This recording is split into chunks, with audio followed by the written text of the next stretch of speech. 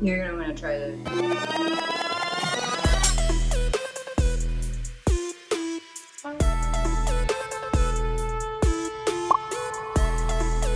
Hey, today we're gonna talk about how to make hotteok. Hotteok is a South Korean street food that is very common during the winter. If you're new to baking, don't worry. I'm gonna walk you through all the basics, what to watch out for, different tips and tricks for you to use as we go along. So what is hotteok? Hotteok is a sweet Korean pancake that's a popular street food. It's traditionally made with a melted sugar and nut filling, or as japchae hotteok, a popular variation on the recipe with glass noodles, meat, and veggies for filling.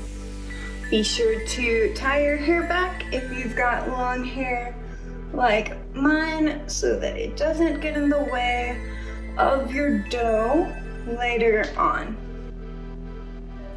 To get started making hotteok, we'll first need to start our dough with 1 cup of warm water between 77 and 130 degrees Fahrenheit, 2 tablespoons of sugar, 1 package or approximately 2 teaspoons of dry yeast, 1 tablespoon of vegetable or olive oil, and 1/2 teaspoon of salt.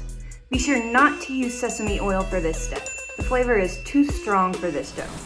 Mix these ingredients together thoroughly to create yeast water, which will form the base of your dough. You'll want to ensure your water is between 77 and 130 degrees Fahrenheit for this step. But because below 77 degrees, the yeast won't properly feed off the sugars in the mixture of your dough as it proofs and rises. Above 130 degrees, between 130 and 132 degrees, your yeast cells will start to die. With all yeast in the mixture definitely dying out around 140 degrees. So be sure to give yourself a few degrees of buffer and aim for water between 80 and 125 degrees. Not too cold and not too hot. If you're using a bread maker in particular, be sure to stick as close as you can to 80 degrees. That's the optimal water temperature for proofing bread type doughs in those machines.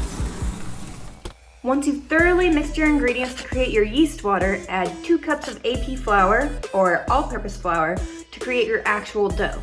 For this step and later steps where we mix or compress our dough, you can use any flat utensil like a spatula, wooden spoon, or a rice scoop.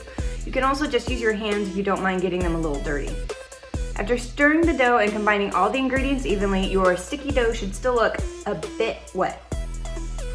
Be sure to cover it with a clear covering like plastic wrap, especially your first time baking this recipe, and let it rise for 1 hour. If it's cold where you are, like it is here, you'll need to keep an eye on your dough so it doesn't take too long to rise. If you check after 15 to 30 minutes and the dough hasn't risen very much, you can try this neat trick.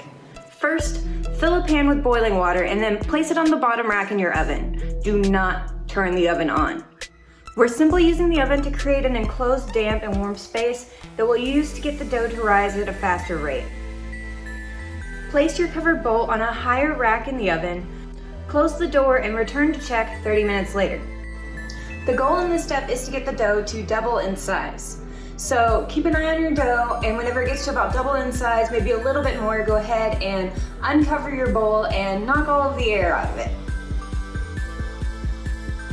Excess air in the dough keeps the different ingredients from interacting with the yeast and feeding it so that the dough can properly rise. So be sure to be extra thorough whenever you're knocking that air out of your dough so that it'll properly rise during the next step.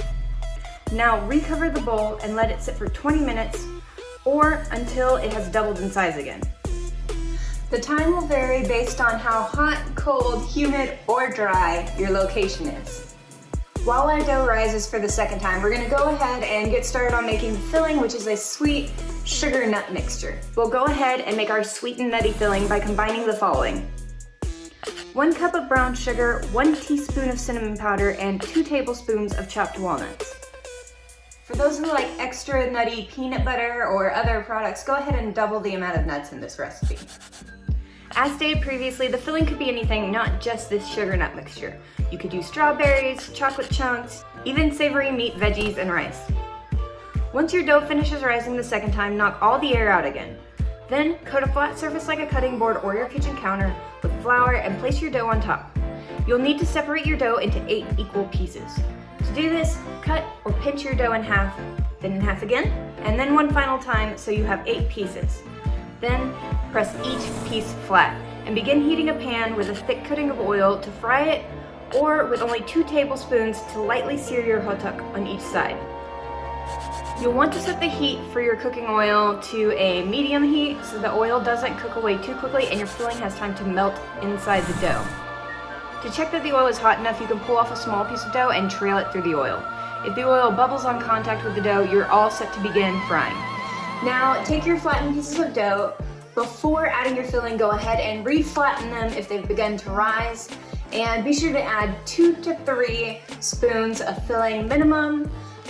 More is better. If you can, you want to add as much as possible in case any filling falls out, so that you have nice, thick, gooey filling on the inside and it's not just like a little bit of flavoring.